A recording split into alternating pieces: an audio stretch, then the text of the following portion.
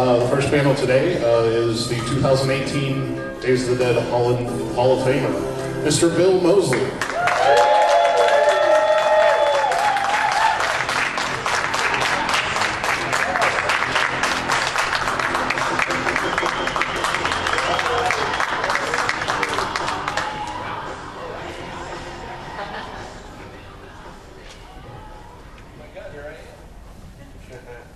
There I am, and then have to do a little more, lift a little more weight back into that Otis trim. So, being a lifelong horror actor, what do you think about some of the horror films lately? Get Out, Shape of Water, finally getting some recognition in the Oscars. I think it's great that they're getting recognition in the Oscars. I love Get Out. I've seen it twice. I thought it was fantastic for a bunch of different reasons. I just thought it was creepy, wonderful. I thought the lead actor was fantastic, and I love the story. The story was hilarious, and I, to me, I'll forever remember the line, "I am TS fucking A." So now when I fly, because I fly a lot, I walk by, I see TSA, I just want to say, TS fucking A. Anyway. So we've all heard the rumors again and again. I'm not going to really ask you about is there going to be one, but if there was a new Rejects or Corpses, which one would you prefer to shoot more in the vein of, like Corpses or Rejects? Wow. It's so funny because Rejects, that was 2005, so that's 13 years ago. I think before, because every once in a while, it seems like every so often there's a new round of rumors that there's another one in the offing, it's going to be made such and such a time. And, for me, it's like reality, and the difference between reality and rumor is a script and a contract offer. And so I'm still waiting for both. So, but in terms of how it would work, I think what's interesting to me is how, I don't know if any of you have heard Sid Haig's and my repartee when people, come up to our tables and say, is there going to be another Devil's Rejects? And then I stop what I'm doing, or Sid stops, and I go, hey Sid, what? Is there going to be another Devil's Rejects? No. How come? Then we count to three. 1, 2, 3. Because we're fucking dead! Now, given the fact that we're fucking dead, it would be kind of hard unless there were some kind of a supernatural element introduced to the Fireflies and the Driftwoods. So, I thought to myself, how would that look? Would it look like... there's a bunch of ways to do it. I think the cheesiest way to do it, if there were a sequel to The Devil's Rejects, the cheesiest way would be, baby waking up going, what a dream I had. That's like the J.R. Dallas thing. It's like, forget it. Then there is, of course, the possibility that we survived a fusillade of rifle shots to the head. And that's possible. Maybe they, just hit us in certain critical places. So we could have survived. And then there's the third possibility, the one I like is, I always thought it would be cool is if we were killed and went to hell, and then the devil said, get out of here, you guys are way too much for me to handle. So we would be rejected by the devil, and then we would go back to Earth and do more crazy stuff. So, I'm sure there's a bunch of other ways to do that. I don't know how. Anyway, I'd like to do it again. So if anybody has, a direct line to Rob Zombie, please say, I'm up for it. So let's go back to the beginning. What really drew you to wanting to be an actor? I guess it was just when I was a little kid. I was just a little exhibitionist. I do remember I had, the farthest back I can see is when I was a little boy in Barrington, Illinois, where I grew up, and we were at, sorry, I have to put my phone on mute here, keep getting little bleeps. That was but anyway, yeah, so I was a little boy and I was in my favorite hamburger, the family hamburger place called Bert's Tavern in Barrington. And there was a jukebox and there was some song playing and I got up from the booth and started dancing around and you know, everybody in the restaurant seemed to enjoy it. I don't know, so that's like, maybe that was it. Maybe that's where it all began. And then my parents were part of a group of families that acted out plays. It was called the Barrington Play Reading Group. And a different family would take on a production. I remember there was a play called Sunrise at Campobello about you know, Franklin Roosevelt and his sons or something. And so the family that would take on the play would basically turn their house into a stage. They would have a dinner party, and then they would take the living room and turn it into you know, a set. And actors, you know, all of you know, the local townspeople would act these plays out, holding the book in their hands, so they would be reading and acting. But they had makeup and everything. And I was a couple of times I was basically, you know, hired as the kid. I did a play called A Thousand Clowns. I did Sunrise at Campobello. So I was always kind of I guess, you know, an acting kid. And just it kind of evolved from there. When I got out of college, you know, it didn't even occur to me that you could act, you know, that would be a professional, a career choice. You know, my dad was, you know, we're heartland Republicans. Dad was the head of a company that made, you know, railroad tank cars and railroad cars, freight cars. So we were not exactly, you know, it wasn't a family that was given to, hey, someday maybe you'll be an actor. You know, it's like, you know, if you're an actor, I will kill you. So, so that was not, you know, that wasn't anything I was kind of, you know, brought up to, you know, to aspire to. It just kind of seemed to work out. I don't know. In spite of my family, really not because of my family. So let's move to your first role as Chop Top. How did you end up landing that role? I was so freaked out by the original Texas Chainsaw Massacre, and I thought the way to get it out of my head way back I think I saw it, the first time I saw it was maybe 76 in Boston in the combat zone on a double bill with Enter the Dragon. And you know, and that was the first movie, so we saw Enter the Dragon. And, you know, it was like a Sunday afternoon crowd. It was a bad part of the Times Square of Boston. You know, everybody's indoors. They're yelling at the screen, kick his ass, Bruce! You know, and, you know, that's all going on. And everybody's kind of in a jovial mood. And then comes Texas Chainsaw Massacre, which I wanted to see just because the name was so, you know, the title was so provocative. Like, Texas Chainsaw Massacre, I gotta see that. So check it out. And from the minute it opened with like these kind of weird strobe shots of a melted corpse and the kind of tortured violin string, you know, you'd see, it was like, what the hell is this? And it was so different. And then the movie just sucked me in and just freaked me out. And it really kind of twisted me. So I tried to see it as many times as possible so that it would become familiar and it would lose its power. And all that did was just make it worse.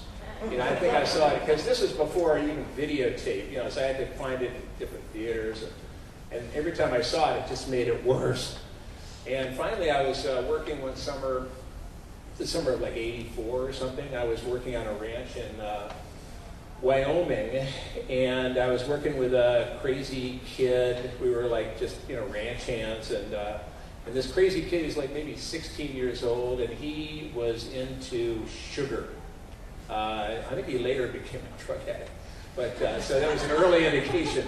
But he was pounding sugar, and he was, you know, in the morning he'd drink a bunch of you know, bug juice, and he'd eat almond joys and fudge sickles and frosted flakes, and you know, so he would, you know, pound all this sugar. And then when we would do manual labor under the hot summer sun in Wyoming, he would go into what I called sugar deliriums, and he would start babbling and you know, talking in tongues and crazy voices. He would sing top 40 hits, and he would, do cartoon characters. And, I wanted to hit him with a shovel a couple of times.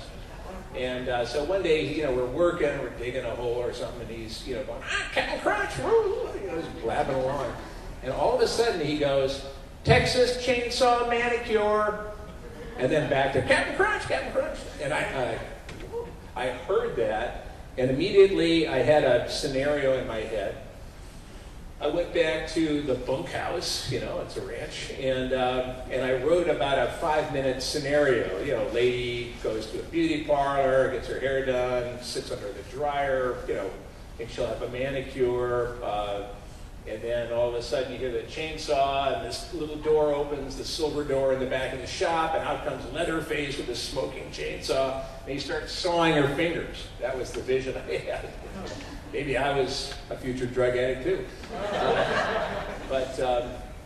Anyway, so I went back to New York City where I was living, and I got some friends together, and we went out and shot the Texas Chainsaw Manicure at a beauty parlor in Staten Island. And got a big old, like a club bouncer to play Leatherface, and, it was a great show. And anyway, I didn't know what to do with it, really. Nobody wanted it necessarily.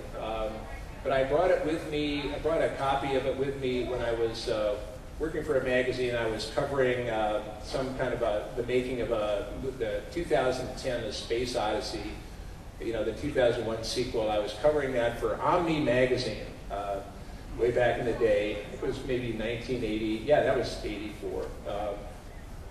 And so I had brought along a copy on video cassette of the Chainsaw Manicure. I had a friend from high school who was now like a successful screenwriter in Hollywood. So I looked him up and had dinner at his house, him and his wife. And I thought just to entertain them, I would show them the Chainsaw Manicure. So we put it on, they watched it. They said, my buddy said, oh my God, this is great. He said, it's funny because my writing partner and I have an office right across the hall at Paramount Pictures from Tobe Hooper, who directed the original Texas Chainsaw Massacre, among other things. And Tobe was working on Poltergeist at the time. So my friend said, leave me this copy of the Chainsaw Manicure. I will walk it across the hall and make sure that Tobe sees it. And I said, yeah, that'd be great. I mean, I had lost money on this little production, so I thought at least it would make me feel better if Tobe liked the movie. And and in the movie, I might add, not only did I write it and produce it, but I also gave myself a cameo as the hitchhiker. And, the guy's, hey, I hit cheese. And anyway, so my buddy did what he said he was going to do. He walked it across the hall. He gave it to Tobe. Tobe watched it. Tobe loved it. Tobe then called in his producing partner, a guy named Steven Spielberg, who also watched it and liked it. And they both loved, in particular, they loved my 20-second cameo as the hitchhiker. So my buddy not only did that favor for me, but he also got me Tobe's home number. And he told me to call Tobe when I was in LA. I went back to New York where I was living. I was told to call Tobe's number in 10 days. And just to follow up on the manicure. So I did, and Tobe answered the phone, which was, I later found out was a miracle. I told him who I was. Hey, I'm Bill Moseley. I'm the one that did the manicure. He said, oh, hey, Bill, yeah, I love the manicure. And I said, oh, great, well, I'm glad to hear that. And he goes, oh, yeah. He said, now, who was the one that played the hitchhiker? I said, well, geez, that was me, Tobe. And he said, well, if I ever do a sequel, I'll keep you in mind. So I thought, wow, that's awesome. Wouldn't that be amazing? 2 years went by. I never heard another word. I just thought that was kind of a cool experience, but, one that was definitely in the past. And I got a call one night from a guy named Kit Carson, who had written the screenplay for Chainsaw 2. And he said, I got your number from Tobe, and I just wanted to know where to send you a copy of the script. And it's just like, what? And I think I might have even said, who is this really?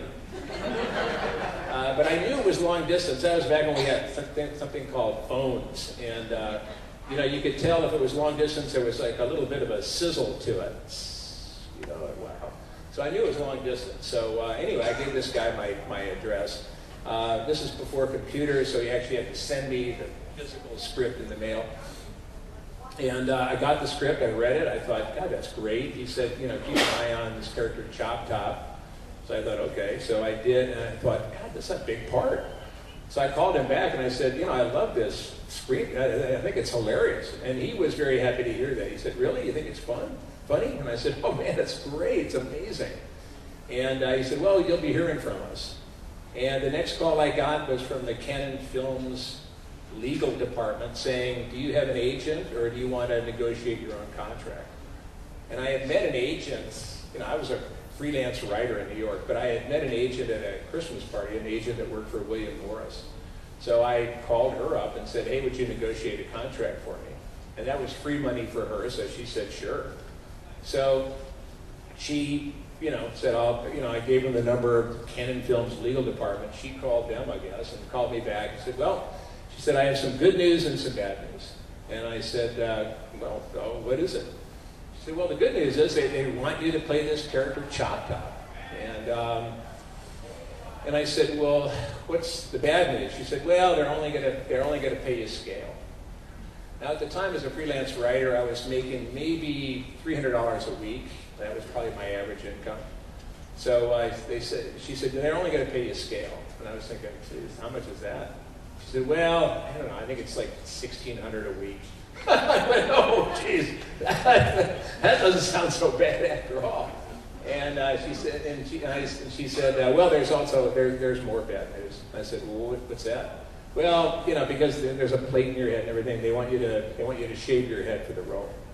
And I went, okay, not a big deal. And she said, so I told them that you're a working actor and that this would, you know, delay your career by 6 months or something. So they've agreed to pay you $5,000 to shave your head. I was like, oh my God, that's insane. So, you know, I agreed, and you know, that's how I got the part of Chop Top.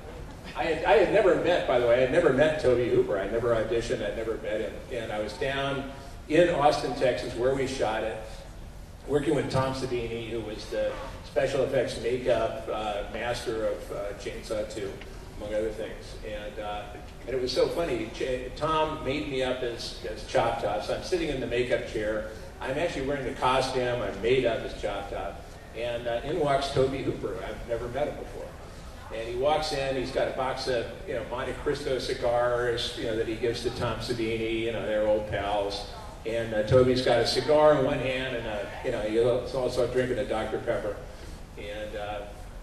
And Tom greets him, and they talk. And I'm just sitting there, and Tom goes, well, you know, Tobe, what do you think? Here's Chop Top. And Tobe goes, yeah, nice, yeah. And then Tobe goes, yeah. And Tom says, you want any tweaks or anything? And Tobe goes, yeah, I think maybe a little more pus on the plate. And Tom goes, amber or clear? Tobe goes, amber. And then he walks away. And I'm just like, I'm thinking, this is going to be really fucking cool. That's pretty awesome. That was my introduction to Tobe Hooper. And, you know, the rest, as they say, is... Do you still have a copy of the Manicure? Yeah. I do. I never put it out just because I used music that I couldn't figure out how to clear stuff. So, you know, there's some Clifton Chenier, there's just a couple of little tunes, some Kinky Friedman, you know, so, but I did show it. I was at a Housecore Records, Housecore Horror Festival a couple years ago. So I made up a little DVD of the Manicure and some different things. But yeah, I do have a copy of it, sure. Yeah. So Tobe Hooper gave you your start. Talk about what he meant to you, obviously, and then what he meant to horror in general, since we recently lost him. Yeah, you know, Tobe was, he was really a pretty funny guy, very, very shy, painfully shy, very funny guy, a great director. You know, for me it was especially fun because he loved what I was doing. And that, you know, I've had worked with plenty of directors who have not loved what I was doing, and that could be a bummer. But with Tobe, he just was very encouraging. I loved working with him. That was the only time I worked with him. And for years I thought maybe I had done something wrong, or, I was wondering, because I kept sending him Christmas cards, but I never worked with him again. And it's so funny. I've since learned, having done this for a while now, that, different directors have different attitudes about their actors. For some, it's like a not a one-night stand, but it's like a love affair where it burns hot while you're doing such and such a movie, and then when the movie is over, you kind of fall out of love, or you're in love with someone else or something else. And that may be more like the way Tobe works. I know that with Rob Zombie, for instance, it's just the opposite. That Sid Haig and I have done a bunch of different things with Rob, and that when you're a part of I call it the Rob Zombie players, then you can look forward to working again and again. I think as the biggest problem for an actor, I'm sure there are many other lines of work, and that is, we're always wondering where the next job is coming from. So that's why a lot of actors are very happy to be on series, where you're 8 years and you're doing the same thing, for 8 years. That's job security in a way. But especially in features, and for me, low budget independent features is my bread and butter. So that's for the most part, one and done. So you're always looking, for the next job, and trying to, hey, how's it going, Jerry? How the wife and kids? That kind of thing. With Tobe, again, it was one and done, but we stayed pals whenever I'd seen him, at different functions or premieres or different things. Always had a great time. I worked with his son, Tony Hooper. Tony, he's got to be at least 15, 20 years ago, did a movie, he was doing like a 10-minute short in the backyard called The All-American Massacre. What started out was, I think he had just this idea to kind of take it after Chop Top and kind of, 10 years after Chop Top and Chainsaw 2. So we ended up doing this weird, wonderful sequel, I guess. And it really started out as a 10-minute short because it was really supposed to show off his computer graphics skills. And then it just kept getting bigger and bigger. He hired, it was so weird that Leatherface was played by Buckethead. I don't know if y'all know him, the world's greatest guitar player. But Buckethead, who's like a real string bean, they gave him a fat suit and a Leatherface mask, and he ran around. He was Leatherface. That was really crazy. But that has yet to come out. Let's put it that way. Every once in a while I'd see Tobe, but I was certainly able to pay my respects when he passed. About 2 months ago, or a month and a half, 3 months ago, something like that. So, I'm certainly going to miss him. As we mentioned before, there are a lot of great horror directors from that era. Wes Craven and George Romero, of course, that I've worked with, and Tobe. They're dying, but I guess that's just part of the deal. That's why it's so good to see people like Jordan Peele. Certainly James Wan. There are certainly a new generation of horror directors. So. We talked about once sort of adding a comedic element to TCM2, but you mentioned once that Tobe thought the original was a comedy. Yeah, that blew my mind. What was the rationale behind that?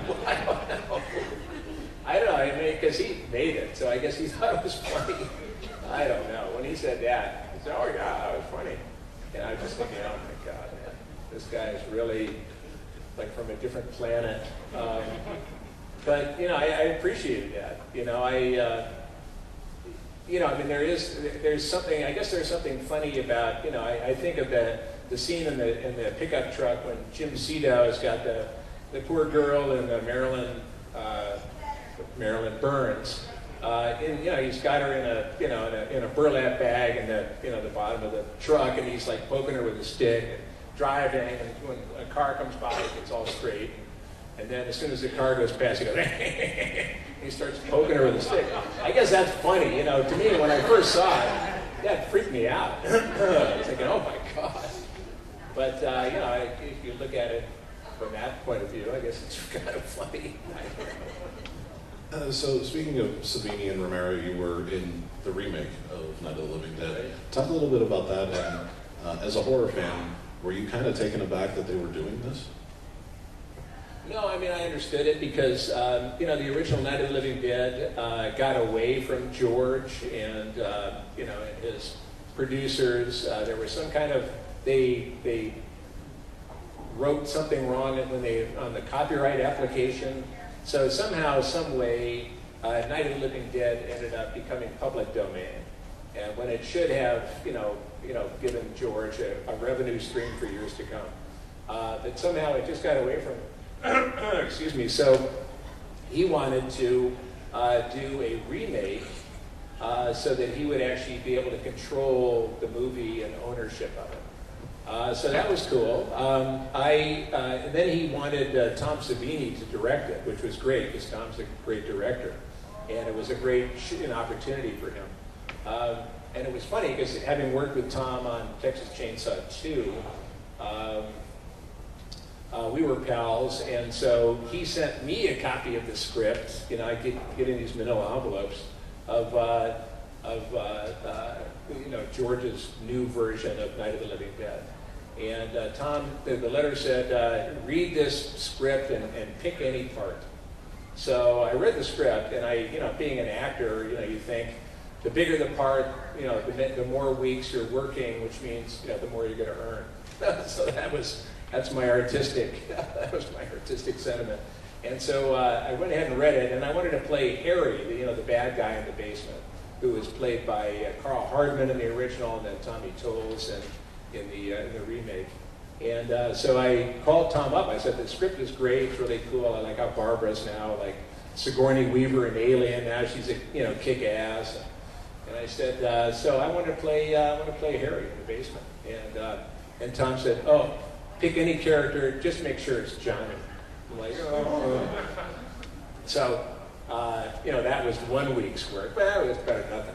So what I did was, with Johnny, I knew that in order to make the character work, I really needed to be able to say, they're coming to get you, Barbara, in that kind of Boris Karloff voice.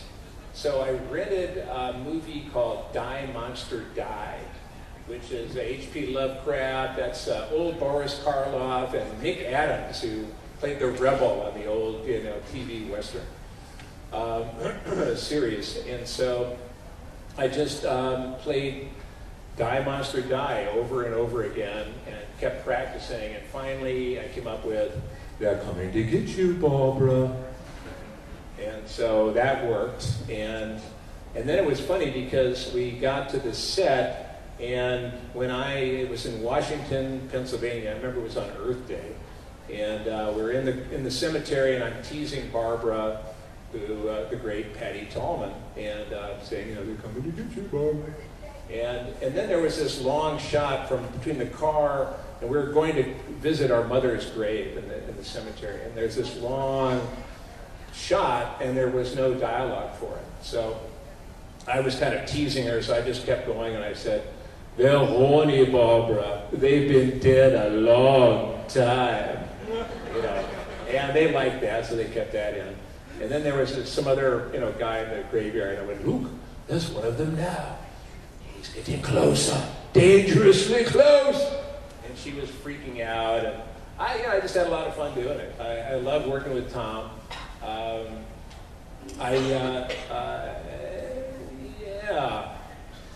They misspelled my name in the credits, but God bless them. I don't hold a grudge. It was a lot of fun. And I'm only sorry that the upshot of that was that I don't really know what the downside was, but for some reason I would have thought that would have propelled Tom's directing career a lot more than it did, because I thought he was fantastic. So moving on to Repo, the genetic opera. Oh yeah. Talk about how you got involved in that and really working with an all-star cast. Well, I knew Darren from Darren Bosman, the director. I knew him from the horror conventions. A couple of conventions I met him, and he approached me after doing. He did the second, third, and fourth Saw movies, and it made Lionsgate Pictures a lot of money. So I guess they said, well, what can we do for you? And he said, well, my dream project is to do Repo, the genetic opera. It's going to be an opera, so it's all sung. It's in the future. There's gene code. There's organ transplants and, assassins. And they were like, oh, okay. So they gave him some money, which is great.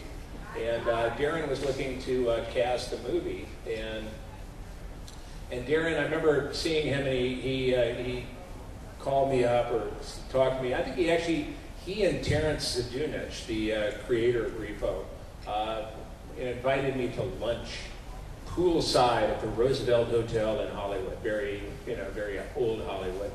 And I showed up, and I figured it's at least a free lunch. And they said, well, we're thinking about you for this character.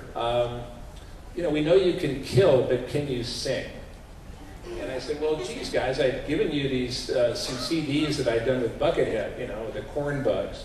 And I'd given them some CDs. I said, well, I gave you those CDs.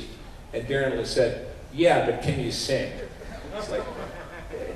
So I said, well, yeah, actually I can. Because one of the things I've done over the years is to take a singing lesson every week in Hollywood.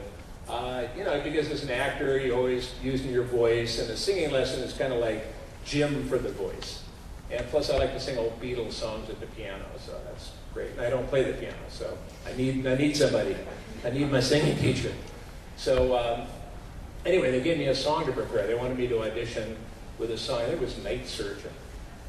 And so I took it to my singing teacher, and we worked on it, which was actually really helpful because, when you're preparing a song for an audition, it's got to build. There's got to be some dramatic, interpretation or something like that. Anyway, so I was very nervous. I went to the studio for the Repo audition and in Hollywood, and I was in the kind of the editing room, looking down through glass onto the floor, the recording area, and on the floor recording, mercifully auditioning for a different part was one of the Pussycat Dolls. And she was singing a song, she was kicking her leg, she was like big, man, and good. And I was thinking, wow, I am fucked. Jesus. And so they kind of say, okay, thank you, miss, and off she went. And okay, Bill, you're up. And I'm just thinking, oh man. And so I went downstairs, and they put the headphones on me, put me next to this mic. They wanted me to do some, testing 1, 2. So I did that, and I kind of, did a little, just some kind of a little vocal moment, and it sounded really good. And to this day, what I attribute to my getting hired was a magic microphone. For some reason, this microphone made me sound better than when I was singing in the shower. Somehow it was like, oh my God. I always wanted to start to go for it. And then they played the song, and I had the lyrics, and I sang, and I sounded really good. I was so surprised. And anyway, so I finished, and I looked up. Now there's the booth up there, and everybody, they're looking through the window down at me. And when I was finished, I looked up, and they were all going. So I'm thinking, oh wow, I fooled them. So I got the part. They actually offered me Luigi or Pavi. And having been in the makeup chair for many, many, many hours in other parts of my career, I thought, that's what I thought. That's just how, how shallow my thinking is, frankly, and selfish. But what I thought was, if I say yes to Pavi, they're going to bring me in 2 hours earlier than the other cast members just to do my face and do all this extra stuff. So I think I'm going to go for Luigi, because at least there's no makeup. I just comb my hair and I'm mad with a knife. And so that was how I ended up deciding between the two parts. And isn't that great that I made that fateful decision? Because again, one of my great friends, and the guy that I mentioned before, is Ogre from Skinny Puppy. And I met him. They cast him quite rightly to play Pavi, and we became fast friends. We had so much fun working together, especially because we got to work with Paul Sorvino. So much fun, a very funny guy. So that was, and then in comes Paris Hilton, and Paris immediately became my buddy because I brought my younger daughter with me one day to the studio. We recorded all of our songs before we actually shot the movie, which I was worried about. I'd never done that before, and I didn't know if I recorded a song with a certain emotional tone, and then when I'm actually acting it out later, like lip syncing, is the tone that I recorded, months earlier going to be the same as, what I find in the scene? And as it turned out, it worked out just great. And that's because Darren, Bousman knew so much about, he knew exactly, what tones he wanted to bring to what songs. But anyway, I brought my younger daughter, who at the time was probably 9 or 10, and I brought her along with me, and Paris Hilton shows up after she got hired, and as Amber, and she shows up with her little, Pomeranian dogs, her cute little dogs, and put my daughter in charge of, watching the dogs, and so that, friend for life, certainly my younger daughter, friend for life, and I appreciated that. I love working with Paris, by the way. I thought she did a great job.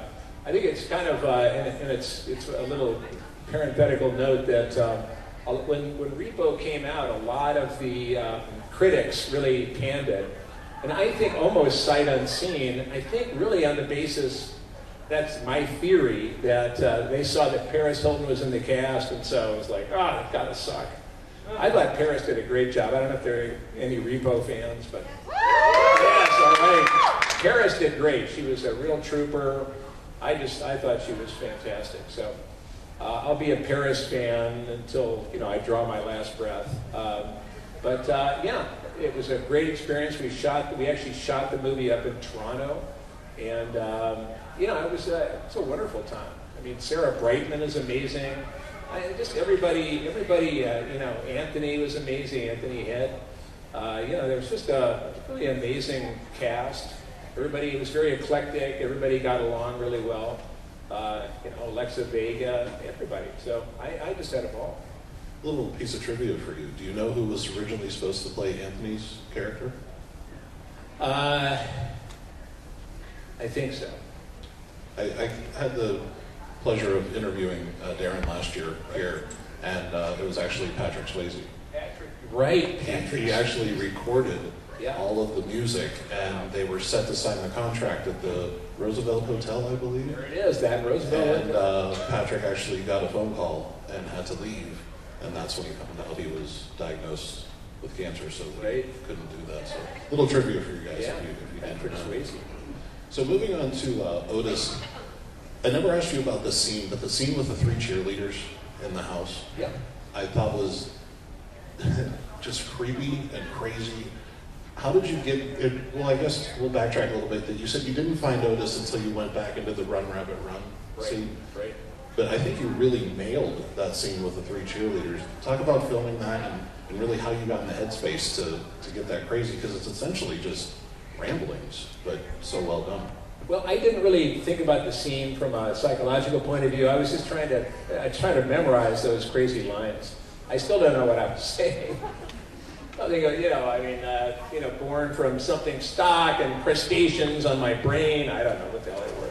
But so that's what I was trying to do, just trying to remember the lines. And I think probably just groping for the lines, helped out. The cheerleaders, they were just fun. Actually, I knew one of them, so that was kind of fun. I had no idea, except I think that, to tell you the truth, as I recall, the cheerleader scene was one of the, audition pieces that I had done earlier. And so I was comfortable, and I didn't audition for the movie. Rob gave me the part, but we had to do camera tests. And the camera tests, I think, went to the brass at Universal, and they still had the power to kind of thumbs up or thumbs down.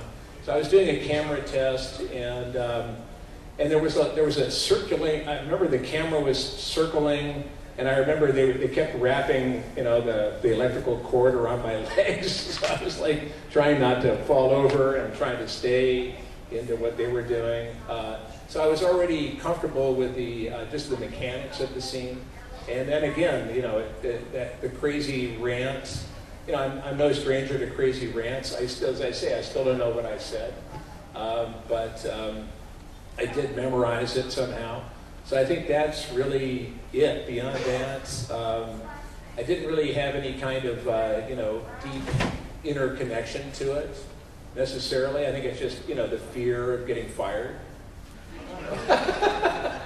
Which can be very motivating, as we all know.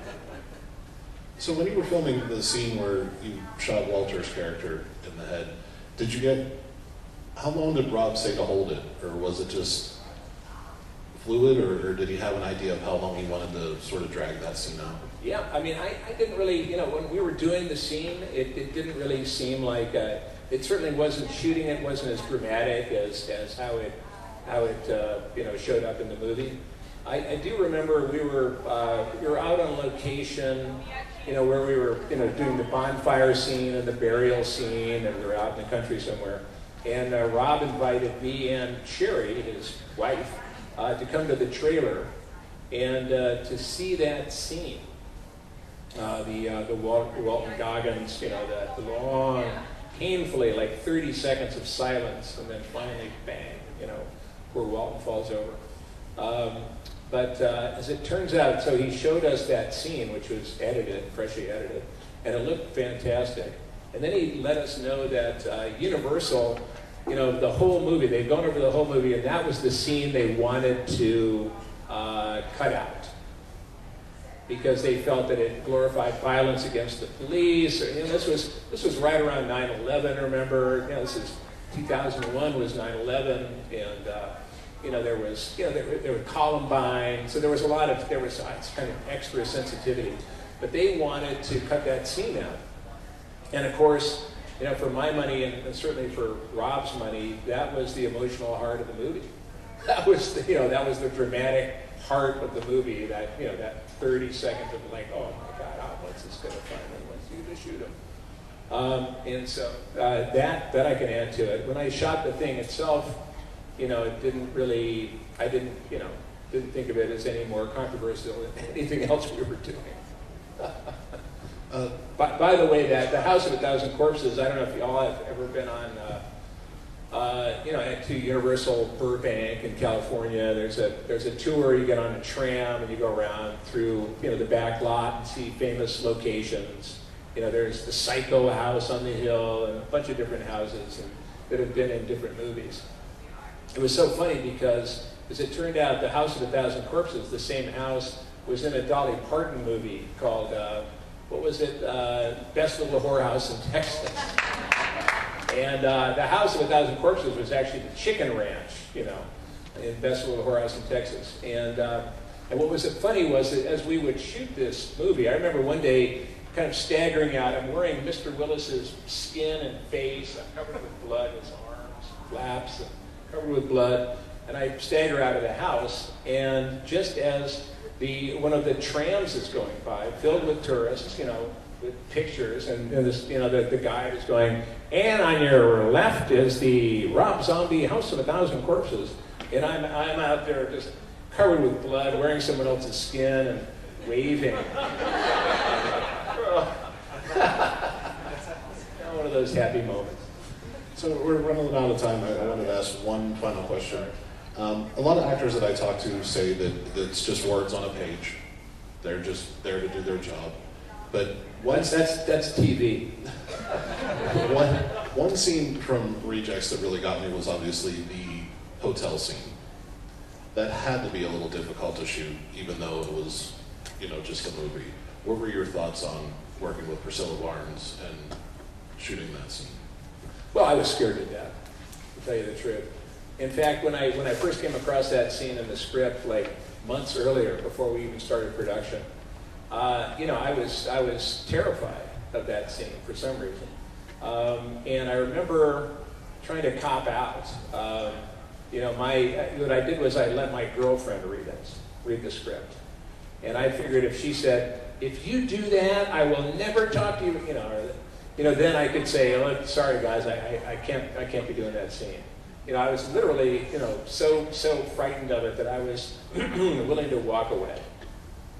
But instead, my girlfriend, damn it, she's an actress, read the scene, read the whole script, and read that scene in particular, and said it's a great part for an actor, which was a wonderful thing to hear because it just reminded me, right, it's not me, it's like I'm acting, it's acting. So that kind of made it a little bit easier. But on the day of we shot that scene, I was so uptight that I remember on the way to work pulling over on the side of the road, called a friend of mine, he suggested I meditate.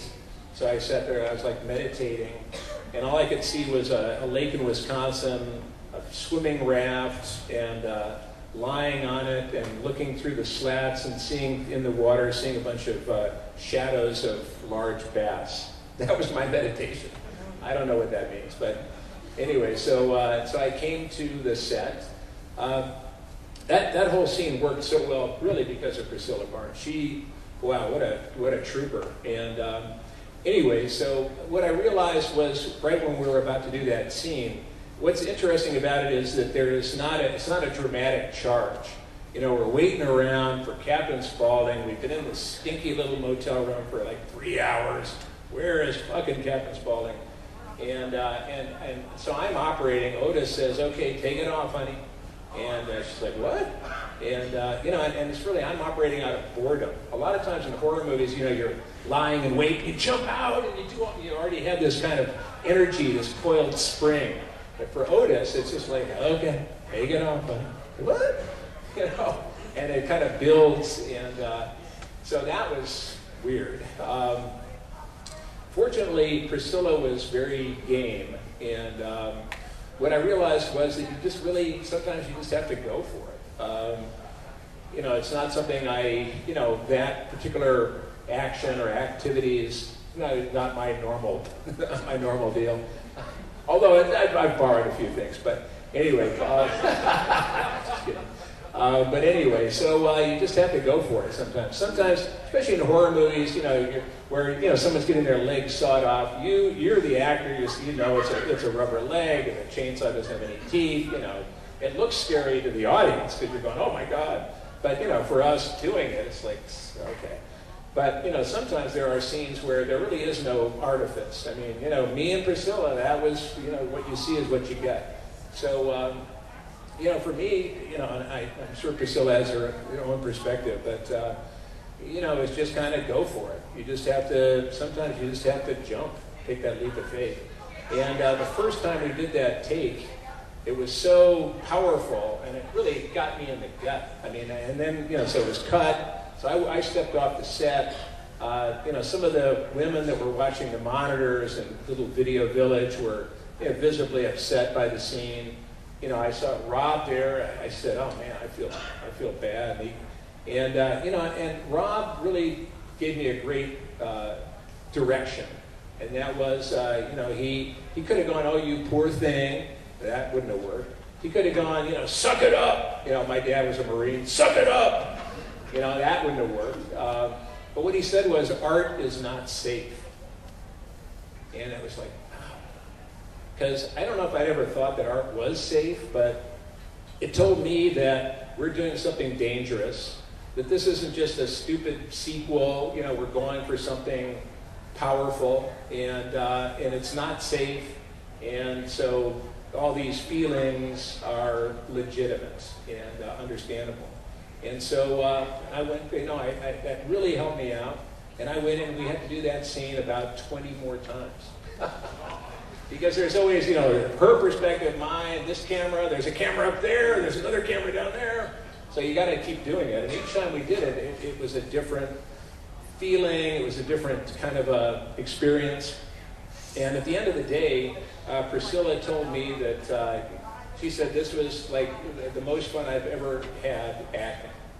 And it was really, for her, a powerful experience. So, sometimes you just have to go for it and, just hope there's something soft when you land. Well, thank you again for taking some time. Ladies and gentlemen. Where's the live one?